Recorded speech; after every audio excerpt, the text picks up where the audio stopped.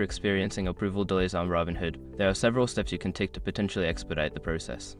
Follow these steps to help resolve the issue. Step 1. Check your email.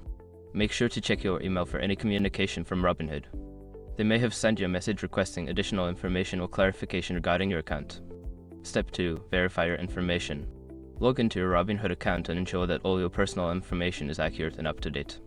This includes your name, address, and social security number, as discrepancies can lead to delays. Step 3. Contact customer support.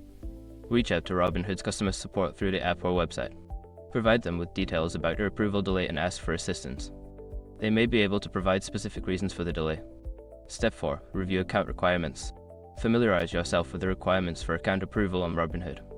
Ensure that you have met all necessary criteria, including age and residency requirements, to avoid any issues. Step 5. Be patient and follow up. After taking the above steps, be patient, as the approval process can take time.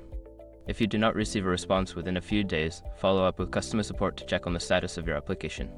By following these steps, you can help resolve approval delays on Robinhood more efficiently. Remember to stay informed and proactive in your communication with support.